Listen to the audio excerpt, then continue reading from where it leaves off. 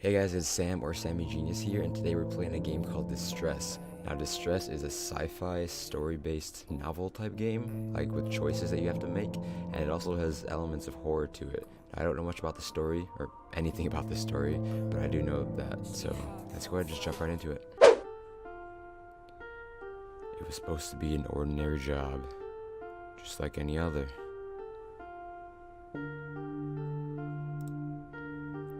For a while, there's stillness. Peace even. Suddenly, the soothing darkness is penetrated by a familiar voice. Who is this guy? Jim? Okay, Jim. How are we gonna give Jim a voice? Cap, it's time to wake up. I don't know why I gave him that voice, but it works. You open your eyes to find yourself in your cabin. Rusted pipes and black and white photos hanging on the wall surround you. Your bed, an uncomfy slab of spring and cloth, moans as you rise. The PA speaker above you booms to life. It's Jim, your pilot. Demetria, we're there. You push the respond button to your door. Guess it's me. Just use my voice then. I'm coming up. You dress quickly, throwing on your combat vest and strapping a holster to your hips. Stepping out to the hall, you close the door to your cabin behind you. Let's get to it, I guess. The year is 2701. Holy shit. Your name is Demetria Barton. Once you fought against the United Federation as a foot soldier in a failed rebellion.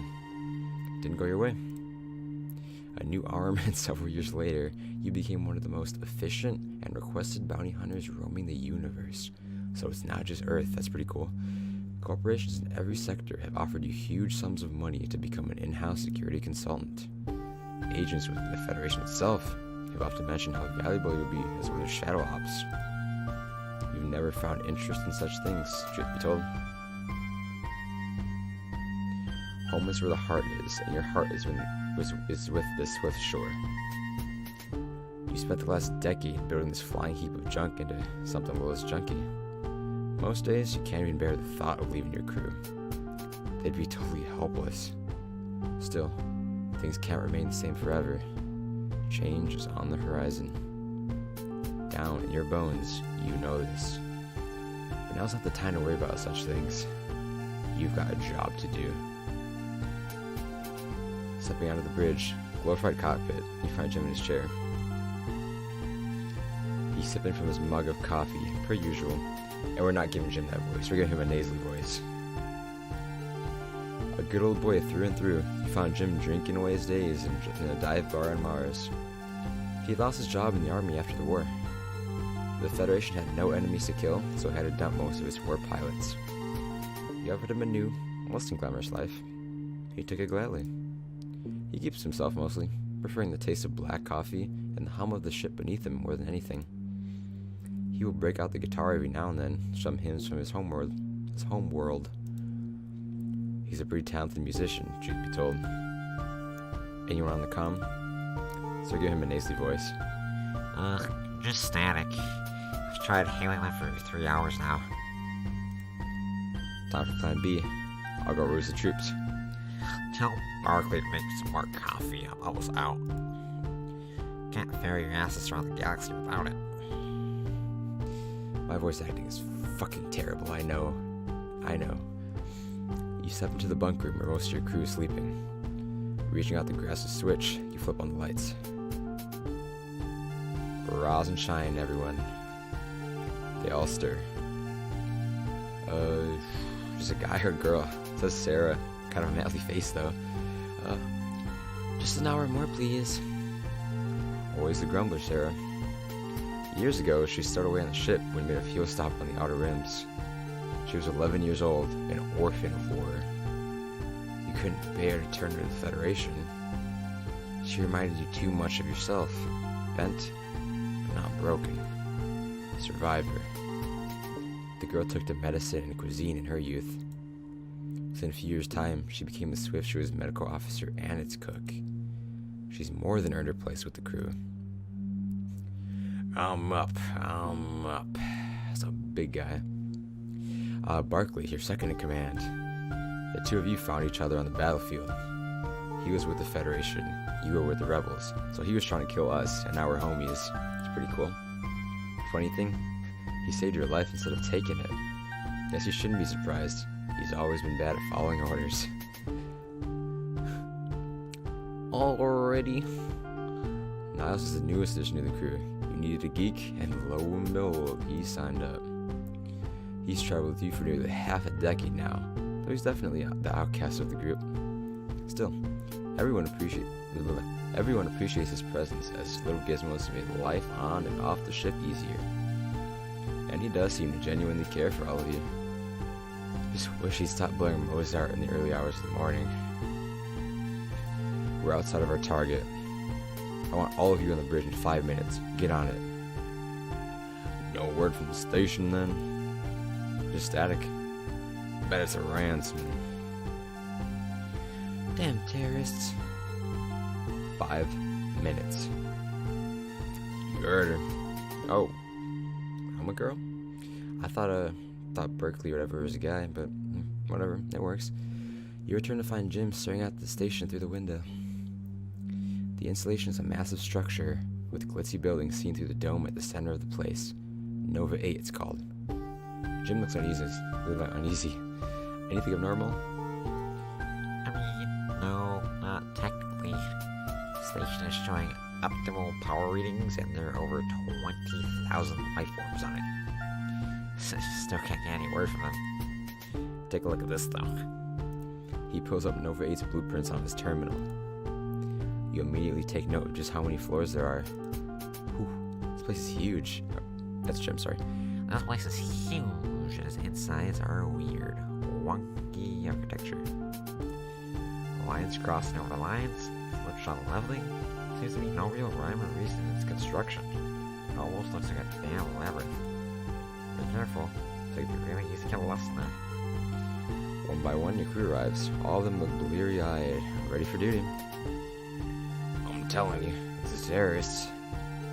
But what are they holding for ransom? According to the records, Nova 8 is a civilian outpost that specializes in medical research.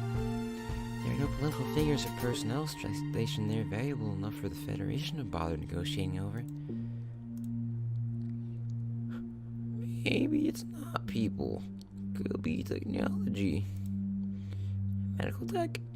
Dude, my voices are all over the place. Lots of planets on the fridge need medical equipment.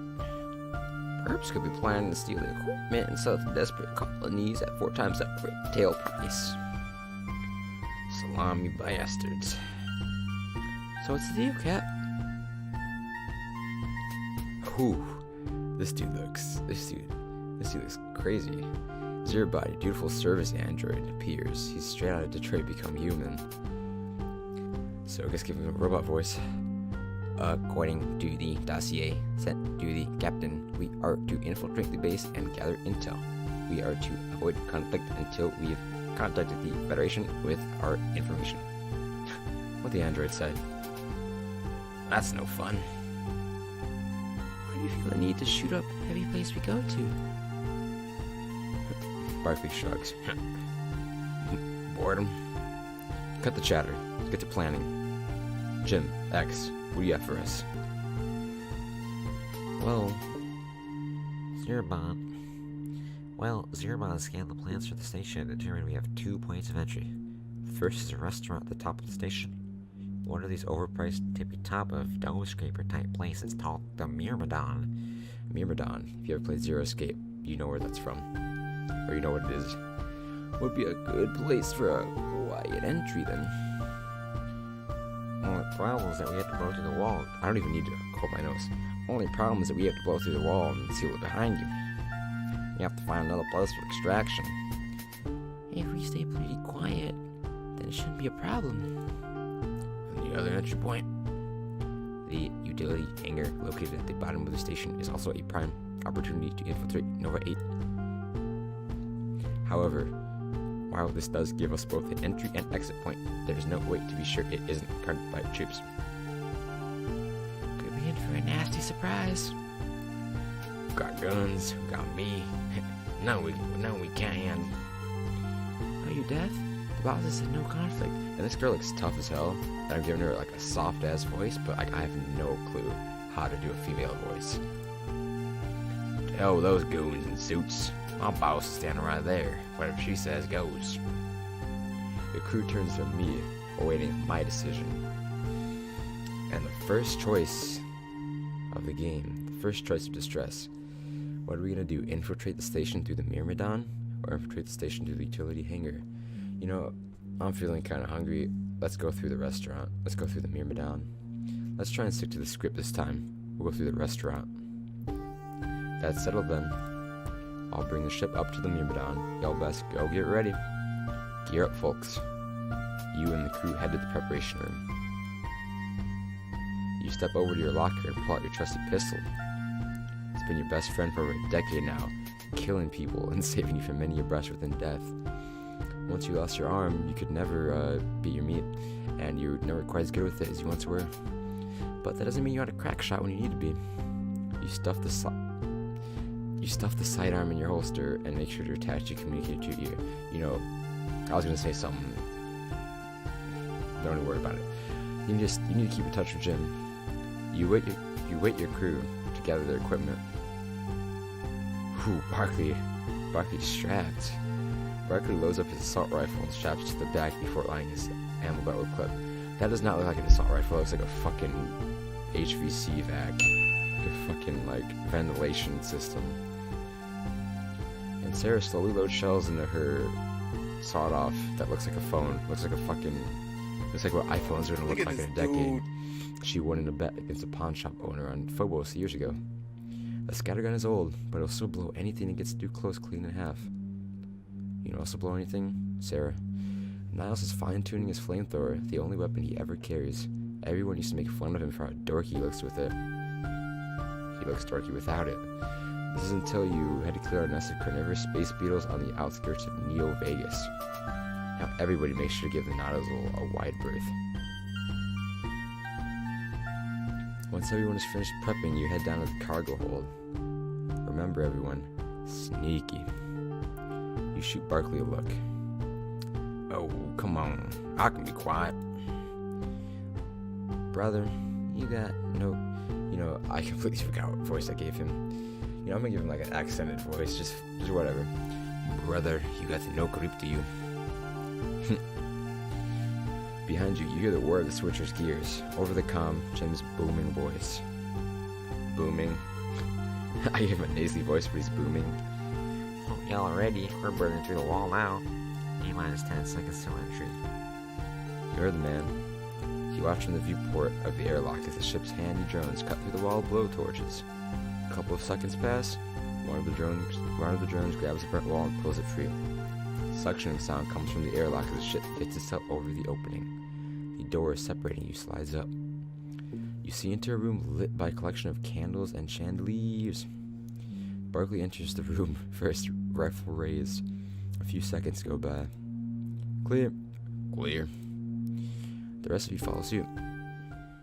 Oh, what a shithole, right? There's fucking dead people everywhere. What the shithole? Niles is right. Looking around, the place has been trashed. Mahogany tables broken and stacked on top of one another. Blood on the wall. In the corner, you could see a few prostrate bodies. Dame doll. I'll check them. I'll check them. The sound of gears again.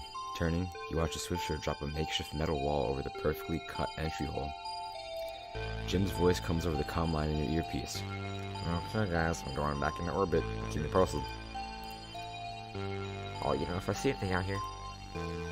Thanks, Jim. Sierra takes a minute to look over the bodies. 4 men and 2 women, all shot in the back of the head. Most unfortunate. Probably made examples for the other hostages on the station. Show that whoever took this place over meant it. Let's go. Not doing any good standing around here. Right, where to? There's a lift in the hallway. I can see it from here. The 5 of you head over to the elevator. Everyone be ready once you hit the bottom. Everyone be ready once you hit the bottom. Who knows what'll be down there? Or we could split up, cover more ground faster. Totally don't see anything wrong with splitting up. Everyone in the space station filled with dead people and an enemy we know nothing about. Come on, guys. Nope, that seems fine. It was just a suggestion. Stay together for now, at least till we know more. Okay, well, floor then. Let's hit the ground and see what things are like at street level. You ride the elevator down to the bottom floor. It dings. The doors slide open. I wonder what on I wonder what's on the other side of these doors. But I think we're gonna go ahead and save that for the next video. Because that was it for the first episode of Distress. It's looking like a really interesting game. A lot of interesting looking characters, interesting settings with the weird space stuff. So I'm pretty excited. Pretty excited to see what this game is gonna do for us. So if you guys enjoyed it, make sure to go ahead and like down below and subscribe if you haven't already. And peace. I'ma go get mine, could turn into I'ma go get ours. Running up the water bill.